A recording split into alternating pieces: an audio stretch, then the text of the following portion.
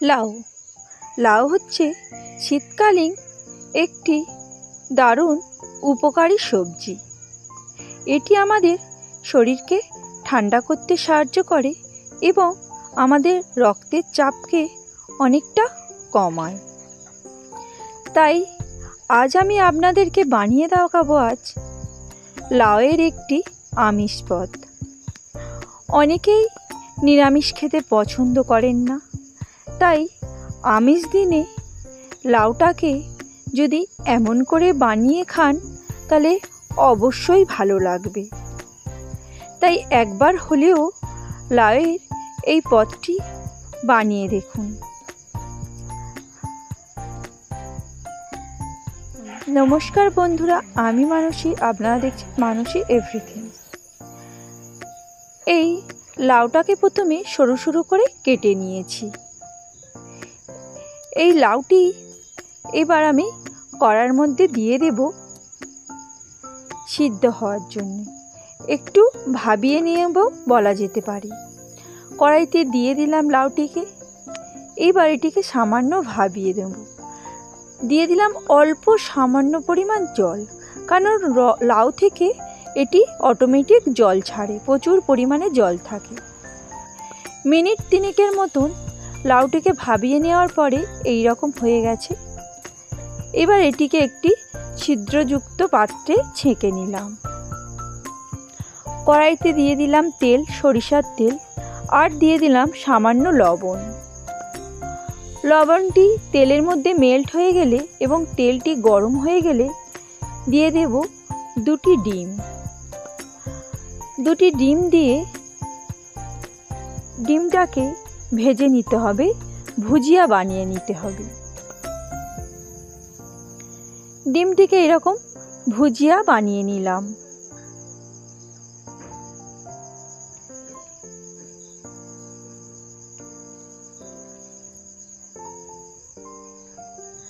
আমার চ্যানেলে নতুন বন্ধু হয়ে থাকলে অবশ্যই আমার চ্যানেলটি সাবস্ক্রাইব করবেন আর আমার পাশে থাকার অনুরোধ রইল। ডিমটা ভুজিয়াটা তুলে রেখে দিয়েছি। এইবার কড়াইতে দিয়ে দিলাম আরও একটু তেল। তেলটি দেওয়ার পরে দিয়ে দিলাম সামান্য রসুন কুচি, 3-4টে রসুন কুচি, আর দিয়ে দিলাম একটি মাঝারি সাইজের পেঁয়াজ। রসুন ও পেঁয়াজটিকে একটু ভেজে নিতে হবে। যখন হালকা লাল লাল হয়ে আসবে এর মধ্যে দিয়ে দেব অল্প পরিমাণে টমেটো। খুব বেশি টমেটো দেব না, তাহলে লাউয়ের রেসিপিটা টক লাগবে, ভালো লাগবে না।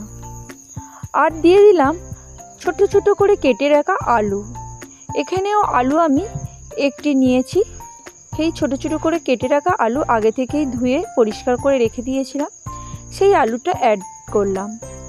এবার আলুটা দিয়ে পেঁয়াজের সঙ্গে এবং টমেটোর সঙ্গে ভালো করে ভাজা ভাজা করে নিতে হবে এবং সঙ্গে অ্যাড করতে হবে পরিমাণ মতন নুন, হলুদ, লঙ্কা গুঁড়ো ও হাফ চামচ আদা বাটা বা আদা গ্রেট করা।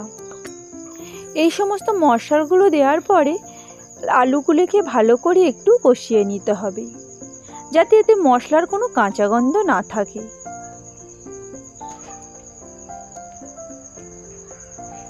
এইভাবে সমস্ত জিনিসটা কষানো হয়ে গেলেই এর মধ্যে দিয়ে দেব সেই সেদ্ধ করে রাখা লাউ।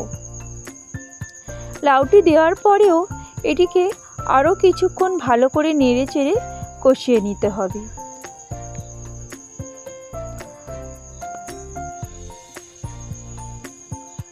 ভালো করে নেড়ে চেড়ে কষানোর পরেই এর মধ্যে যখন লাউয়ের জলটা অনেকটা কমে একটু ভাজা ভাজা হয়ে আসবে তখনই এর মধ্যে অ্যাড করে দেবো সামান্য পরিমাণে জল। যেহেতু লাউটা সিদ্ধ আছে তাই বেশি জল দেওয়ার প্রয়োজন নেই। সামান্য পরিমাণে জল অ্যাড করার পরে এতে দিয়ে দিলাম সেই ভেজে রাখা ডিমের ভুজিয়াগুলো। এই ডিমের ভুজিয়াগুলো দেওয়ার পরেই এটিকে কিছুক্ষণের জন্য চাপা দিয়ে রেখে দেব। ফলে এই মধ্যে যে আলু আছে সেইগুলো এবং লাউটি আরও ভালো করে সিদ্ধ হয়ে যায়। মিনিট 5 মতন এটিকে চাপা দিয়ে রেখে দেবো। মিনিট 5 পরে এর ঢাকনাটি খুলে ভালো করে এটাকে মিশিয়ে নিতে হবে। ভালো করে মিশিয়ে একটু ম্যাশ করে নিতে হবে, একটু হাতা কিংবা খুন্তির সাহায্যে, কারণ ম্যাশ করে নিলে সবজিটি খেতে ভালো লাগে এবং দেখতেও ভালো লাগে। এইভাবে ভালো করে ম্যাশ করে নেওয়ার পরেই এর সঙ্গে অ্যাড করলাম 1 চামচ চিনি। লাউয়ে একটু চিনি দিলে জিনিসটা ভালো লাগে।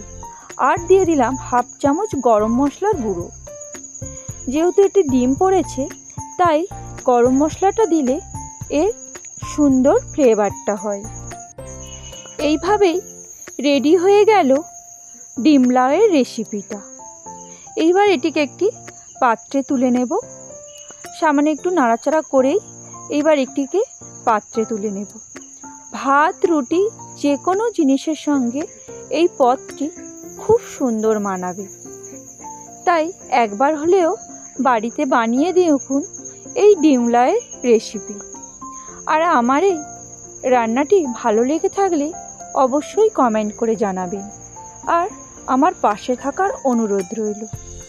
সকলে ভালো থাকবেন, সুস্থ থাকবেন। আবার আসবো নতুন আরেকটি সহজ সরল রেসিপি নিয়ে। এখনকার মতন বাই। সমস্ত ভিডিওটি দেখার জন্য অসংখ্য ধন্যবাদ।